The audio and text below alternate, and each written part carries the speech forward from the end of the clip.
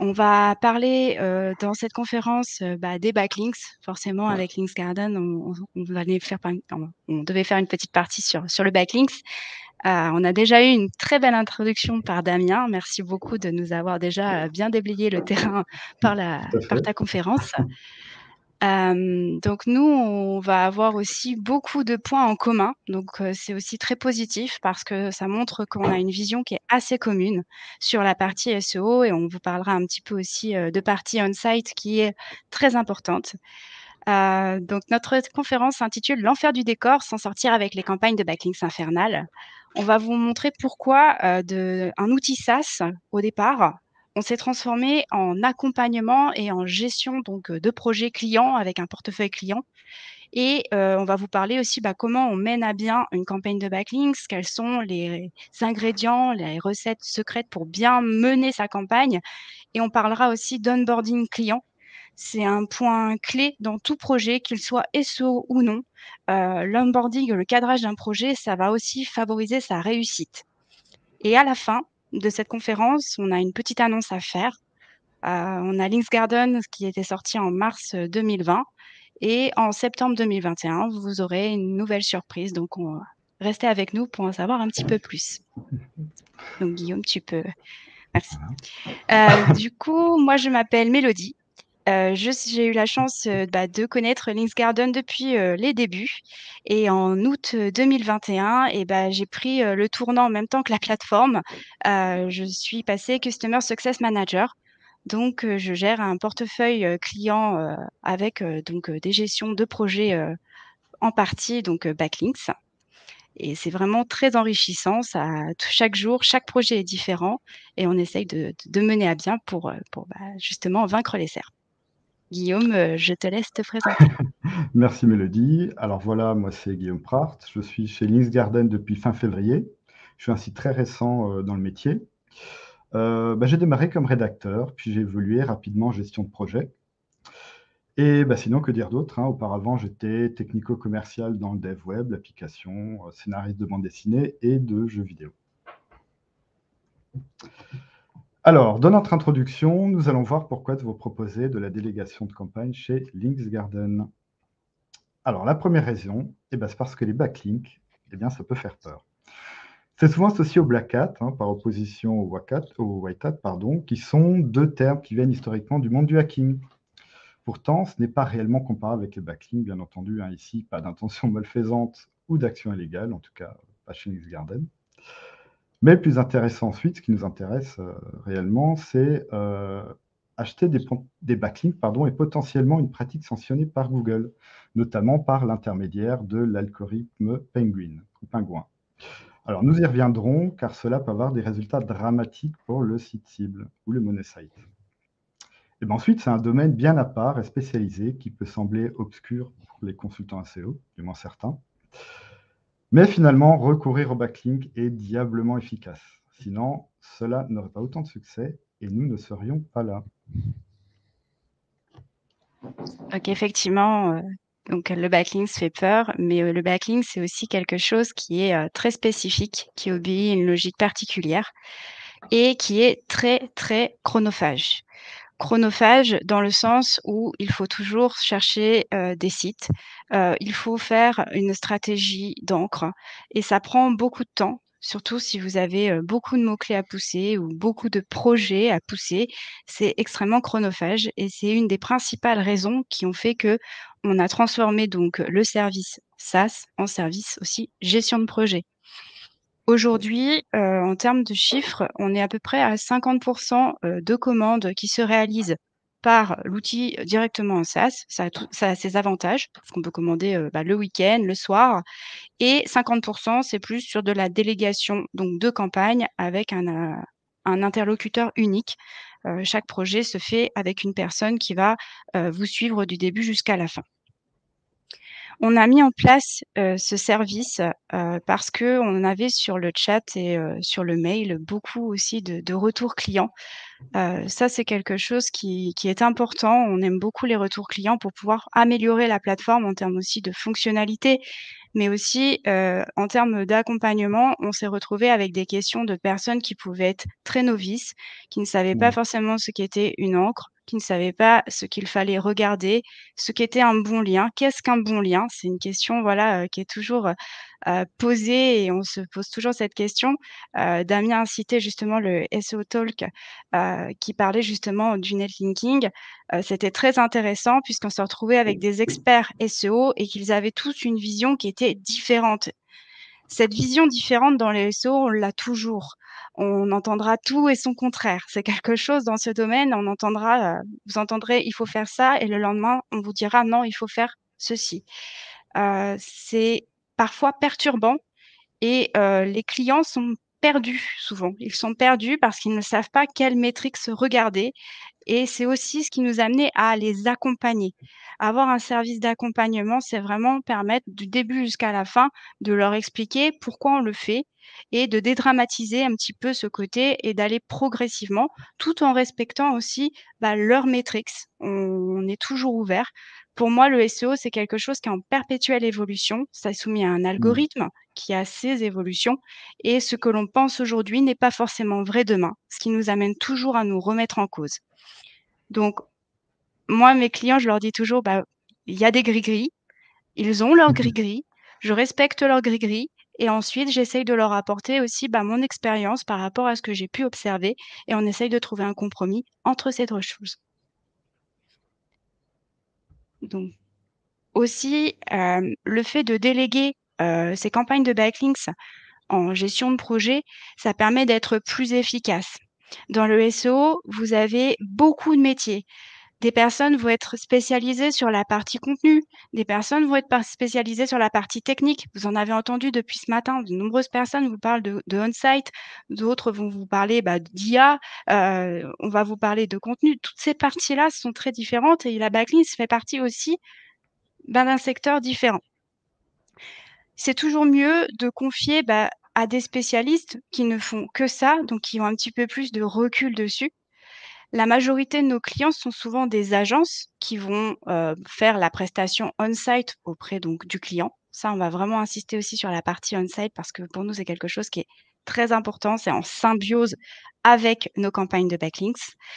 Les agences, elles délèguent et elles externalisent en général les campagnes de backlinks, que ce soit chez nous ou chez d'autres concurrents, parce qu'elles gagnent du temps et aussi c'est un domaine qui est souvent un petit peu boudé, au niveau du backlinks. Donc on préfère le déléguer et nous, on aime beaucoup cette partie, on est vraiment spécialisés dedans. L'avantage, c'est qu'en interne, on a souvent des outils et ça, c'est à peu pareil sur à peu près sur toutes les projets. Souvent en interne, on possède des outils qui nous permettent d'aller plus vite. Un client qui passerait sa commande sur la plateforme lien par lien prendrait beaucoup de temps que nous, on va le faire en 2-3 minutes grâce à nos outils internes. On a la chance d'avoir des développeurs qui nous permettent d'avoir des fonctionnalités, donc des quality of life pour nous améliorer notre quotidien et qui nous permettent d'aller plus vite.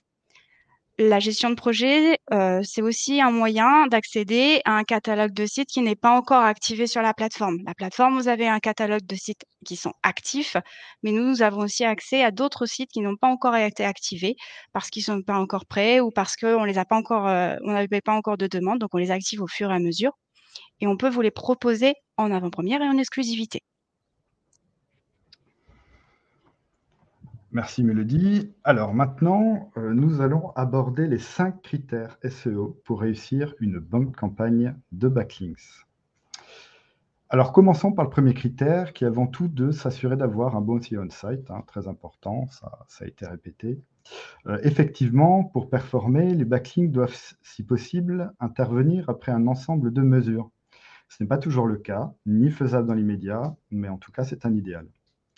2 volets sont importants ici, le contenu de part, puis l'aspect technique d'autre part. Alors, au niveau du contenu, il y a l'intention, il doit être clairement défini pour bien répondre à un besoin précis. Il faut rappeler que Google trie les intentions en 3 types de résultats.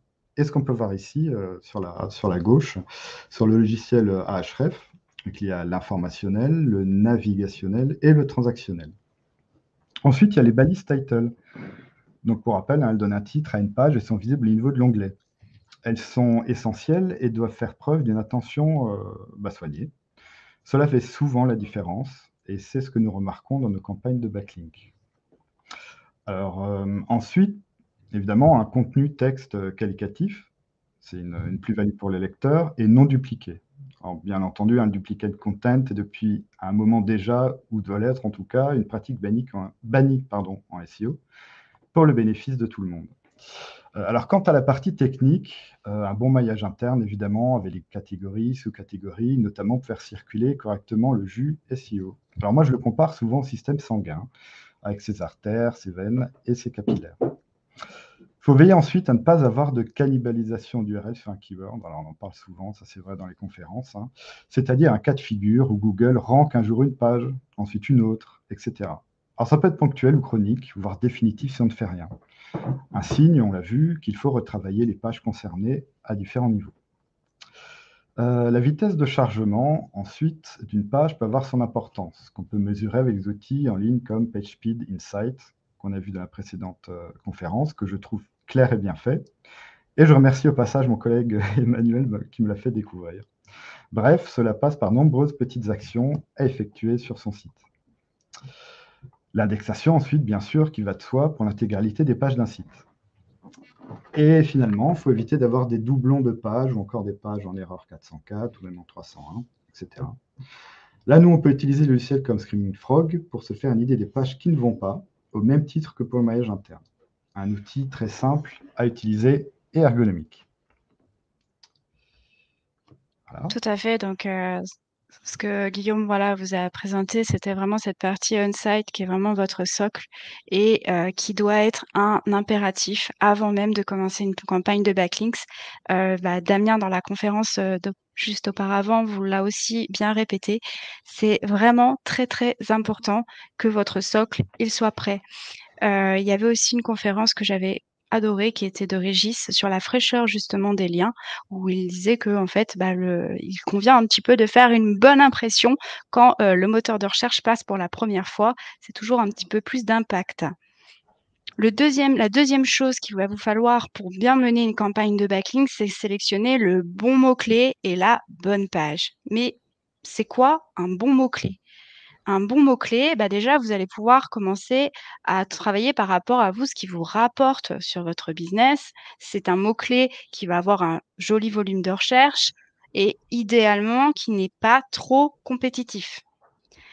Ça, c'est déjà qu'est-ce qu'un bon mot-clé. Après, comment le chercher? On peut utiliser des outils comme la Search Console ou Rank Explorer ou Ahrefs encore pour les trouver.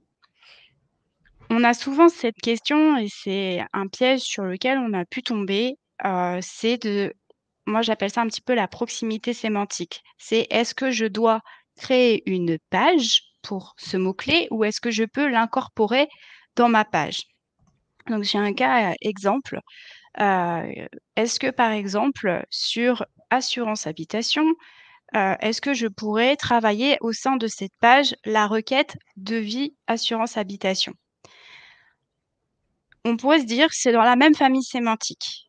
Non, alors nous, on utilise, SEO Observer qui nous parle de mots-clés similaires et on utilise le pourcentage de similarité et on se rend compte qu'entre devis assurance qui est à 100 et assurance habitation qui est à 20 ce sont 2 requêtes que le moteur de recherche considère comme différents. En soi, c'est pas si déconnant dans le sens où devis assurance habitation, on est plus sur une intention transactionnelle, alors que assurance habitation, on est plus dans une intention informationnelle. On n'est pas tout à fait dans le même état d'esprit au niveau de l'utilisateur. Donc ça, c'est important de regarder. On arrive souvent avec des clients qui veulent travailler des mots-clés au sein d'une page qui a déjà un mot-clé principal. Non, créez bien une page, un mot-clé. Il faut aussi vérifier que ce soit la bonne URL qui rank. On en parlait beaucoup alors de cannibalisation. Alors moi, j'appelle ça aussi phagocytage d'URL. Ça, c'est, de bien regarder déjà qu'il y ait pas de phagocytage et de choisir parfois, vous allez vous rendre compte que le mot-clé que vous souhaitez pousser, la page qui normalement est dédiée à ce mot-clé-là, et ce n'est pas celle-ci qui le rank. Donc il faut déjà établir pourquoi cette page-là ne rank pas. Est-ce que c'est, pas la bonne intention? Est-ce que, votre autre page est peut-être suroptimisée? Donc il va falloir trouver toutes ces explications et remédier pour pouvoir recentrer sur votre page. Tu peux passer de du coup. Merci Mélodie. Alors, pour le troisième critère, il convient de connaître évidemment hein, la logique de PageRank en maintenant un équilibre entre l'optimisation de nos actions en SEO et l'imitation d'un comportement naturel. De plus en plus d'ailleurs. Alors, nous l'avons déjà évoqué, je vais passer rapidement là-dessus. Alors, pour l'historique, hein, ça fait déjà un peu plus d'une dizaine d'années que le SEO fut révolutionné par l'ajout, puis l'amélioration d'ailleurs, d'algorithmes chez Google, qu'on a nommé Penguin et Panda.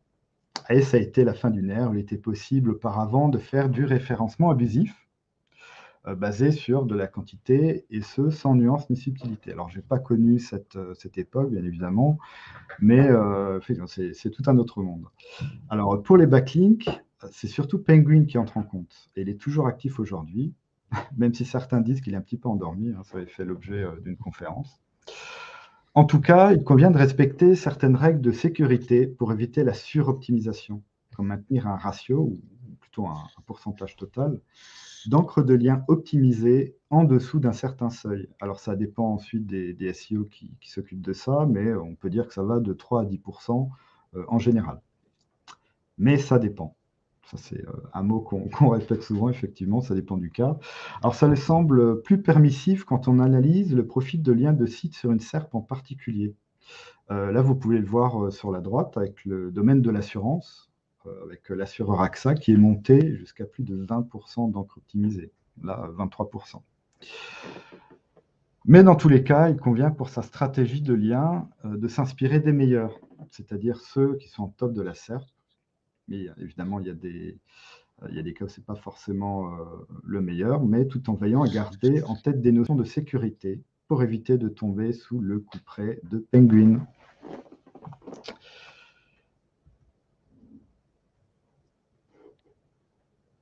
Et ensuite, là, on voit une erreur technique. On n'a pas la slide du critère numéro 4. Et là, je sais pourquoi. C'est que je suis en train de streamer l'ancienne version. Il n'y a pas de Et souci, c'est je vais pas grave. l'expliquer de toute façon. Voilà, donc en fait, en critère numéro 4, par rapport au lien, on va faire un petit parallèle justement avec la conf que vous avez vue juste auparavant sur le budget. On va parler budget. Pour pouvoir faire, une campagne de lien qui soit vraiment, opérationnelle, donc on a vu qu'il nous fallait un mot-clé, une page, qu'il fallait, avant tout un bon site, qu'il faut, veiller aussi, à ce que ces encres ne soient pas suroptimisées au préalable et en critère numéro 4, on va parler, faisabilité, budget.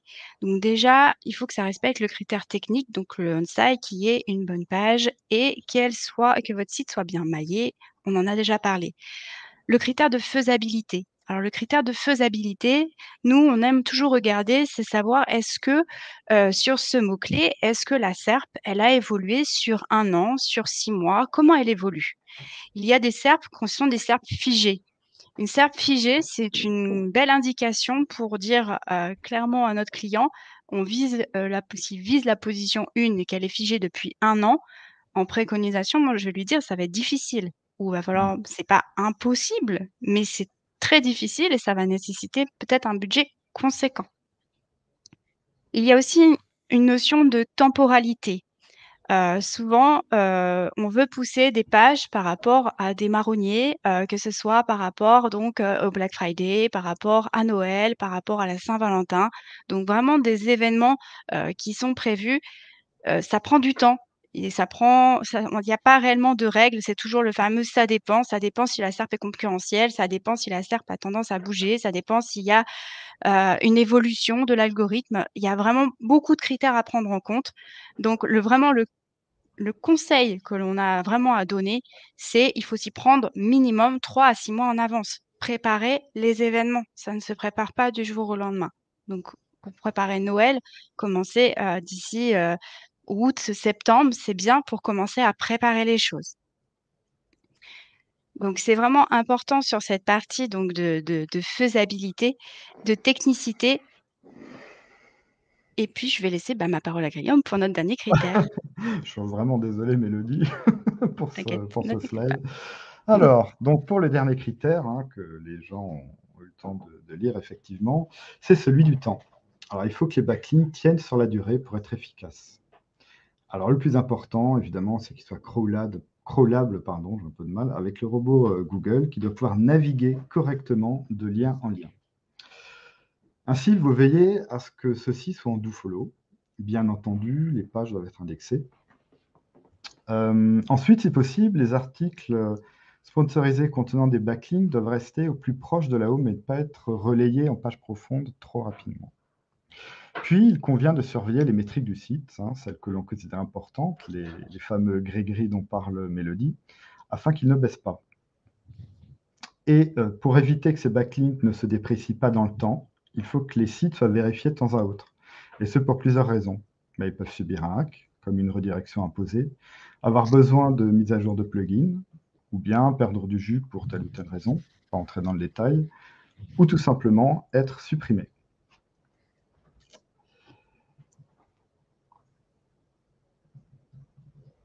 Alors, pardon, ça va. Alors, voyons à présent la seconde partie de notre conférence, dédiée à l'art et la manière de décrypter la concurrence. Hein. Ce sont donc les actions dont il faut tenir compte en priorité et qui vont permettre de ranker. Alors, justement, donc, je voulais juste revenir sur une petite étape aussi sur le budget par rapport aux clients. C'est une étape, il faut avoir un budget qui est réaliste par rapport aux objectifs. Vous êtes un nouveau site, vous souhaitez vous placer sur de l'assurance, vous n'avez pas de lien et vous avez un faible budget, c'est pas possible. C'est vraiment pas possible. C'est vraiment, on va dire, l'exemple le plus absurde, certes, mais c'est vraiment pas possible. Il faut quelque chose où, il faut se donner vraiment, quelque chose qui est atteignable. Parfois, le mot-clé qui a le plus de volume de recherche ne sera pas possible, pour le moment. Mais par contre, il y a peut-être moyen de gagner des positions sur des mots-clés de plus longue traîne. Et c'est ce qu'on proposera en fait dans le cadre d'audit, c'est de travailler sur de la longue traîne dans un premier temps. Et si on a le budget, dans ces cas-là, on pourra retravailler ce mot-clé avec un plus fort volume de recherche. Donc une fois qu'on a eu tous nos ingrédients, qu'on a tout ce qu'il faut pour commencer une campagne de backlinks, on va commencer aussi un petit peu à auditer ce que les autres ont fait et on va regarder par rapport à des critères. Il y a plus ou moins de critères sur lesquels on va regarder les choses. Nous, on aime bien appeler ça en interne nos critères de pondération parce que certains critères vont avoir une importance capitale sur votre placement dans la SERP. Parmi les critères qui, pour nous, sont les plus importants, si vous n'avez pas ces critères, ça va nuire forcément à vos performances. Vous n'allez pas forcément ne pas augmenter en position, mais ça va avoir vraiment quand même, ça va nuire à vos performances. C'est des petits quick wins qui vous permettent vraiment de gagner des places sans avoir recours forcément à l'usage de backlinks. La première chose, et on en parle beaucoup depuis ce matin, c'est répondre à l'intention de la SERP. Si on ne répond pas à l'intention de ce que le moteur de recherche attend, de toute façon, il ne classera pas la page. Donc, il faut déjà, c'est son premier critère, regarder est-ce que j'ai une SERP qui est intentionnelle, navigationnelle ou informationnelle. Regardez bien évidemment la balise title. La balise title, on voit encore certains clients qui veulent ranker sur un mot-clé mais qui ne l'ont pas dans leur balise title. Ça joue forcément. On constate que même en changeant simplement la balise title, on a eu des cas où on a juste changé la balise title sans même changer quoi que ce soit en termes de contenu, en termes de backlinks. Ça a déjà provoqué des gains de position. Donc, c'est un critère qui est primordial. Attention sur les SERP. Elles évoluent, ce n'est pas quelque chose qui est figé, c'est quelque chose qui va vraiment évoluer. Une SERP qui peut être informationnelle un jour peut devenir transactionnelle le lendemain. Alors, peut-être pas le lendemain, mais ça prend un petit peu de temps. Mais là, j'ai un exemple qui nous avait été donné par Frédéric Bobier dans le cadre d'une formation sur le maillage interne. Qui nous parlait justement aussi d'intention de SERP. Et sur le nettoyant cuir, on avait une intention de SERP qui était plus basée pour comment on nettoyait une tâche de cuir, très informationnelle. Et en fait, depuis un an, ça se transforme et on va repasser avec plus des e-commerce qui vont proposer cette fois-ci des nettoyants cuir. Et là, Google remet en avant plus le côté produit que le côté blog informationnel. C'est-à-dire qu'il faut opérer une transition pour pouvoir se permettre de ranker dessus. Donc, je vais vous laisser, Guillaume, vous expliquer le prochain critère de pondération. Merci Mélodie. Alors, pour nous, ce qui est aussi important, c'est notamment la valeur de RD, référent de domaine, sur la page, et non pas forcément sur le root de domaine. Le RD root a son importance, bien sûr, dans certains cas de comparaison. Ensuite, au niveau des encres de liens dont nous avons déjà parlé, ce sont celles optimisées, donc égales au keyword visé, qui vont être les plus performantes. Alors, il y a aussi les semi-optimisées ou brandées qui ont leur utilité, mais qui sont moins puissantes, mais aussi moins dangereuses, au regard toujours de l'algorithme Penguin. Puis finalement, nous avons le contenu, ce qui est tout à fait logique. Alors là, sur la capture d'écran du logiciel Your Text Guru, on peut voir que le site qui rentre en premier a un score d'optimisation assez élevé, le SEO, mais avec un score de danger qui l'est également. Nous avions dit qu'il faut copier les meilleurs, et c'est tout à fait vrai, mais il faut toujours bien mesurer le rapport entre le bénéfice et le risque. Alors, justement, en parlant de RD, on peut voir ici avec le même cas, avec la requête Rosette Provence sur SEO Observer, l'état de la SERP. On constate par exemple qu'il ne suffit pas d'un fort RD root pour ranker haut comparé à la concurrence. Et c'est cette constatation qui vaut aussi en partie pour le RD sur l'URL. On peut regarder là la position 9 avec le site de capital.fr qui n'a pas la même intention que ceux qui sont positionnés plus haut, malgré un RD root qui est très fort, on voit plus de 19 000, un trafic et un nombre de keywords assez élevé. Alors, plus haut dans la SERP, on peut aussi noter qu'il y a des semi-EMD, Exact Match Domain, et de bons slugs optimisés, comme quoi cela peut avoir son importance, etc. Dans les critères de pondération, alors ce sont des critères qui sont moyennement importants, mais j'ai encore envie d'utiliser le mot « ça dépend ». Ça dépend en fait aussi de votre position dans la SERP. Les efforts ne seront pas les mêmes quand on est sur un top 10, un top 5, un top 3. Il faut parfois plus d'efforts et tous les éléments vont rentrer en compte. Donc on va avoir notamment le nombre de backlinks sur le root domaine. C'est une data qui est importante. Malgré que nous, on préfère sur l'URL parce que c'est comme si c'était un peu un site différent, l'URL avant tout.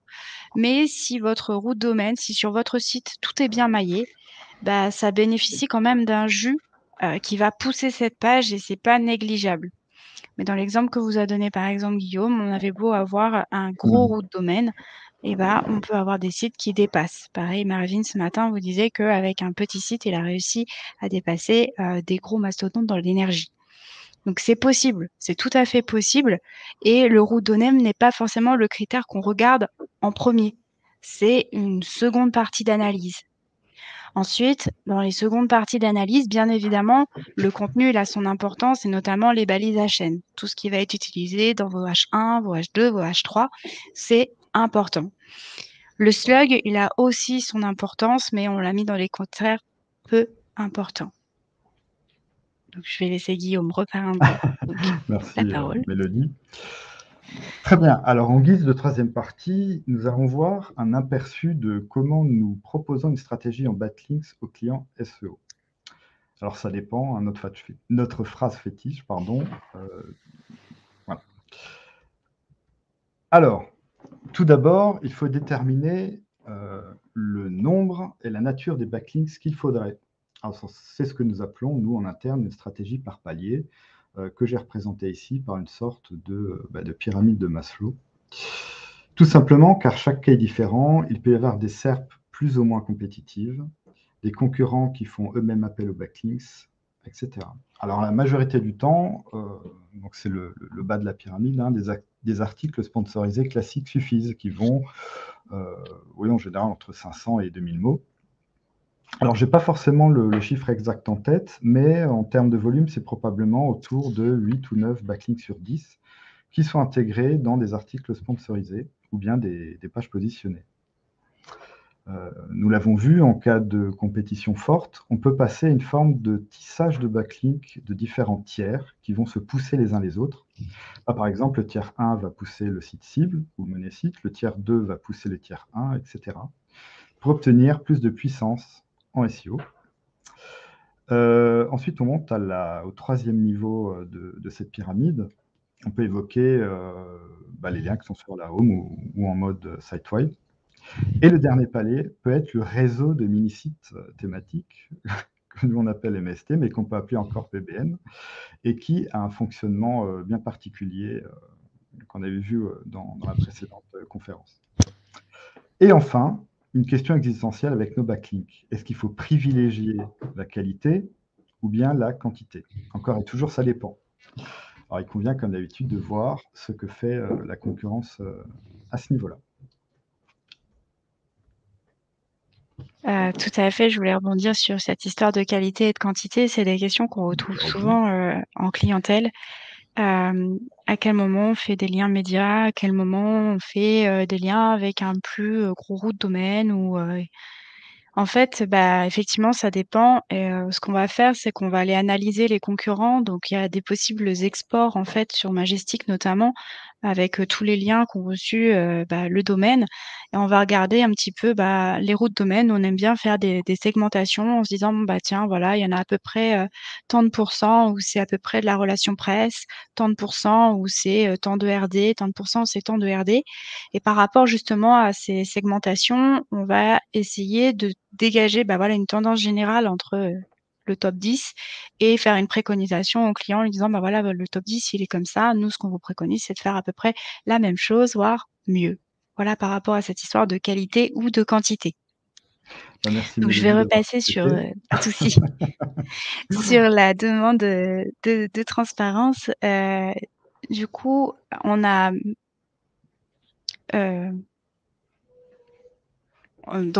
pardon. Sur les demandes de transparence, sur les backlinks, on a toujours besoin de pouvoir mesurer les impacts. Donc il y a toujours un monitoring de mots-clés qui est mis en place pour pouvoir donc nous, on utilise Monitorrank. Après, il existe d'autres outils de monitoring, qui permettent donc vraiment de voir l'évolution.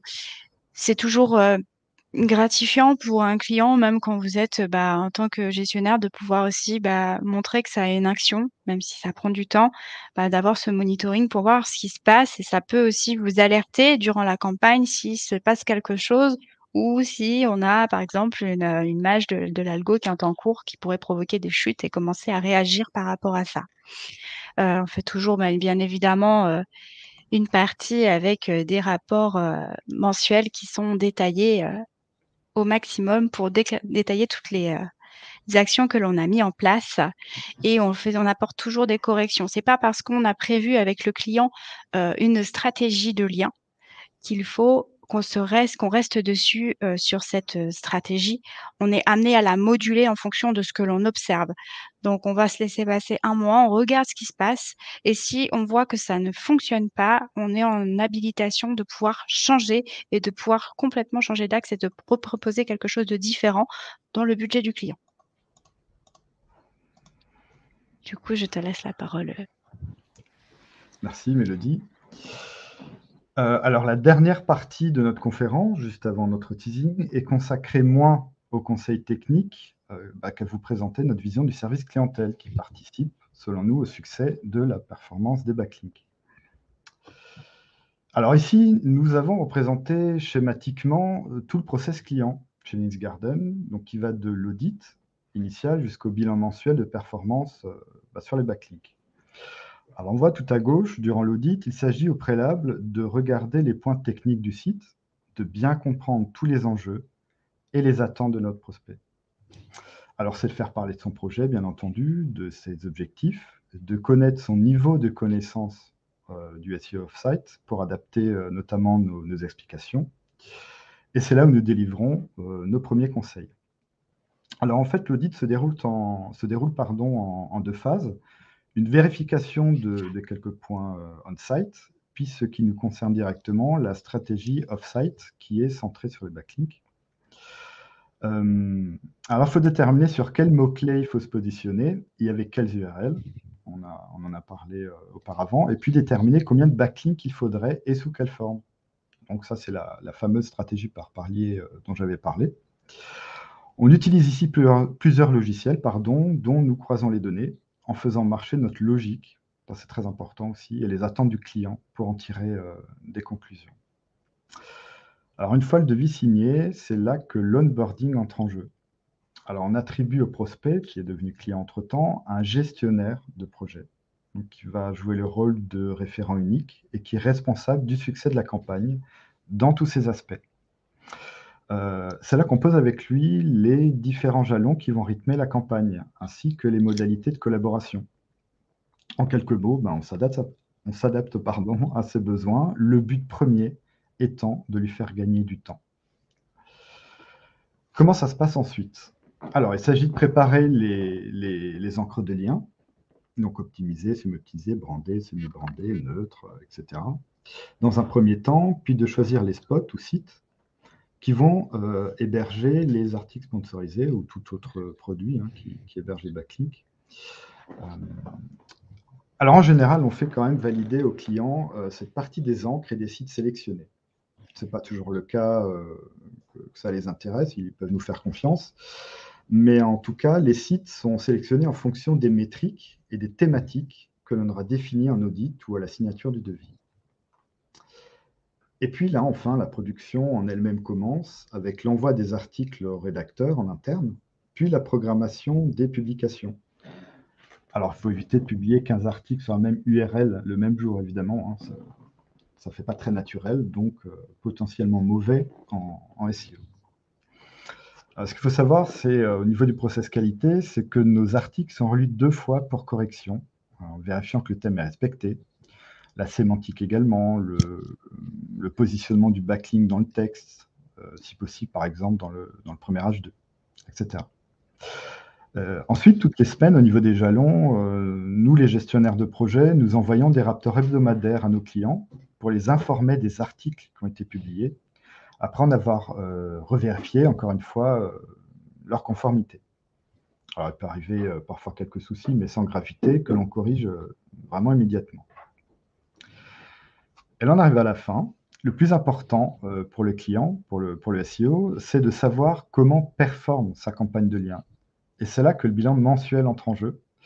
Alors, contrairement au rapport hebdomadaire, il s'agit de présenter l'évolution des positions et de donner des pistes et des explications quand il y a des mouvements à la baisse ou de l'instabilité.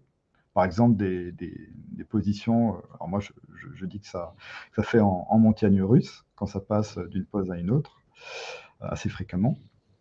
Et c'est souvent le moment de conseiller s'il faut rectifier la campagne avec d'éventuels ajustements. Alors, ça peut arriver notamment lorsque il est signé avant-coureur de cannibalisation d'URL. On en revient toujours. Là, il faudra peut-être revoir, par exemple, la balise title, le contenu pour bien séparer les 2 pages qui sont incriminées par la cannibalisation, car Google, effectivement, hésite entre celles-ci. Ça peut être aussi éventuellement un signe que le on-site n'est pas totalement optimisé. Mais il y a aussi l'intention de la SERP qui peut changer. Rappelons-nous qu'elle peut passer du transactionnel à l'informationnel, par exemple. Ou bien tout simplement la concurrence qui réagit face à notre stratégie. Alors, consciemment ou non, on peut aussi recourir au backlink, bien sûr, avec ou non des techniques pour les détecter plus ou moins facilement, comme le système d'anti-crawling, le cloaking, pour les PBN notamment, etc. Alors, ce qu'on peut dire encore, c'est qu'il peut y avoir des effets négatifs sur les positions avec, bien entendu, les mises à jour de Google. Et là, c'est en général branle-bas de combat en fonction de son impact. Alors, en conclusion, pour cette partie, nous, gestionnaires de projet, nous sommes là effectivement pour trouver tous les leviers pour faire gagner du temps au SEO, et ce en toute transparence. C'est essentiel pour eux qui doivent avoir une visibilité véritablement à 360 sur tous les indicateurs, et ils peuvent être nombreux. C'est pour ça qu'on n'hésite pas à solliciter le client dès que c'est nécessaire, lui communiquer notamment des tableurs lors des rapports hebdomadaires pour qu'ils puissent consulter les sites très rapidement, ou bien évidemment lors des bilans, où toutes les informations sont mises à jour régulièrement. Moi, personnellement, par exemple, je les mets à jour 2 fois par semaine.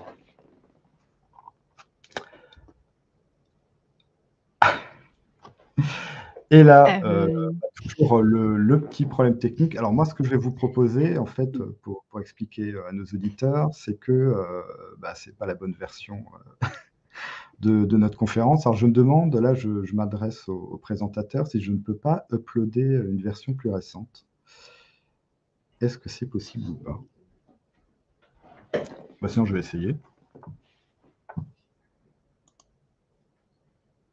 Autrement, on peut faire l'annonce Oui, non, mais sans la diapo. C'est pas trop grave s'il n'y a pas la diapo. De toute façon, je compte sur toi, Jocelyn, pour pouvoir mettre le lien de toute façon sur les commentaires. Sur cette, donc on vous a beaucoup parlé on-site depuis ce matin.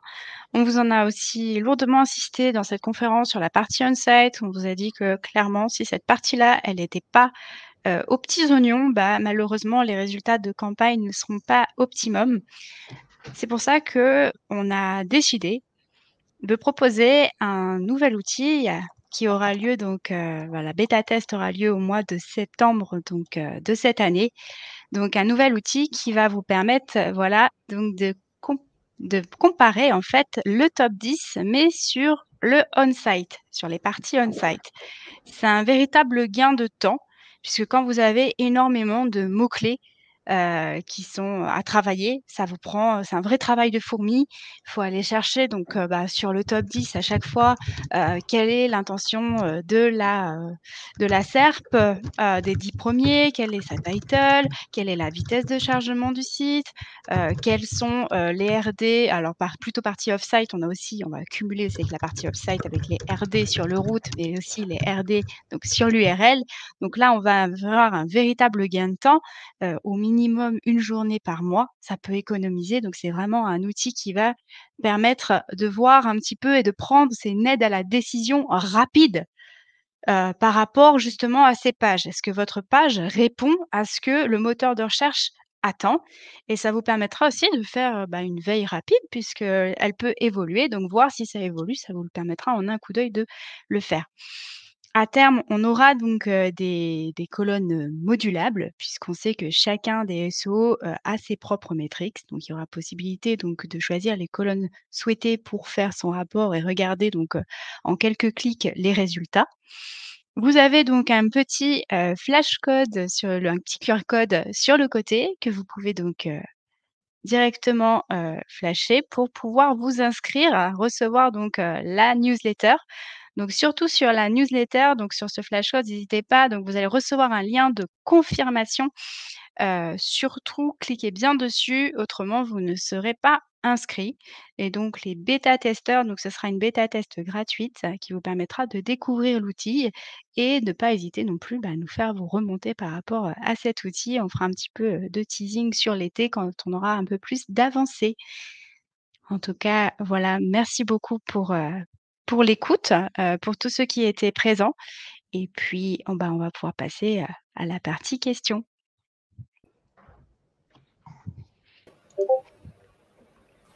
Merci pour votre présentation à tous les deux.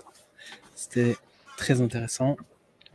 Merci. Et ce petit outil, je pense qu'il va intéresser pas mal de monde. Je pense que c'est une vraie pépite. Je pense que ça va aider, et faire gagner vraiment un maximum de temps, y compris, sur de l'interne. Ah oui, ça, c'est principalement basé aussi sur notre expérience, effectivement, et nos propres besoins. Oui, puis quand ça vient d'outils qu'on utilise déjà, enfin, pour le coup, que vous utilisez au quotidien, forcément, ça répond à un besoin qui est assez récurrent généralement. Alors, au niveau des questions, je sais pas, Jocelyn, on t'entend pas très bien, Jocelyn. On n'en a pas beaucoup. Je m'étais mute. On n'en a pas beaucoup, c'est pour ça. Alors, on a la question, l'outil, on peut le tester comment? Alors, du coup, si tu veux bien me remettre la slide, Guillaume. Bien sûr. Donc, pour le moment, l'outil, on ne peut pas le tester. Il sera vraiment disponible qu'à partir, rentrée prochaine. Abonnez-vous à la newsletter, c'est ce qui va vous permettre de savoir justement à quel moment on sort l'outil et pour pouvoir faire justement la bêta test. C'est une newsletter avec double opt-in, c'est-à-dire qu'une fois que vous serez inscrit, vous allez recevoir un lien par mail. Il faut cliquer dessus, sinon vous n'êtes pas complètement inscrit. Et donc, du coup, vous louerez nos actualités sur cet outil. Et alors, en question, on a eu cette question. Oui. Quel nombre de keywords à donner approximativement pour lancer une campagne? Du coup. Alors déjà, ça va déjà dépendre de votre budget. Ça, c'est déjà le premier critère qui va déterminer le nombre de keywords que vous allez pouvoir pousser. Après, attention à ne pas multiplier non plus le nombre de keywords que vous souhaitez pousser, parce que si vous autant se consacrer sur 1 ou 2 keywords qui sont importants en fonction du budget et mettre vraiment l'effort dessus pour voir aussi rapidement l'évolution, plutôt que de multiplier, de faire 1 ou 2 liens sur chaque page et de ne jamais réellement constater d'évolution. Moi, je suis plus dans une optique, alors en tout cas en clientèle, c'est ce que j'ai tendance à conseiller vraiment sur nos clients, c'est de leur dire, écoutez, on va se focaliser déjà sur des premiers keywords et ensuite, on va pousser les autres. C'est en fonction des résultats qu'on va obtenir sur cela. On a une question. Du coup, il y a une autre question, un peu liée au final de Laurent Eldoranex. À partir de quel budget vous acceptez les campagnes déléguées? Ça, en fait, traditionnellement, c'est à partir de 400 ou 500 euros. Maintenant, évidemment, ça peut dépendre. Alors, 400 ou 500 euros dépensés dans le mois. Je pense que Mélodie, tu confirmeras. Tout à fait. Tout à fait. Et sur plusieurs mois. Un minima, voilà. Pas forcément. Ça peut être du one shot. Ouais. Ou bien, effectivement, il peut y avoir des campagnes qui sont renouvelées au mois. C'est-à-dire, en fonction du choix du client final, il peut décider de continuer ou pas la campagne. Voilà, réponse précise. Et sinon, visiblement, votre conférence était plus que claire. Pas de questions. Parce qu'il y a très peu de questions.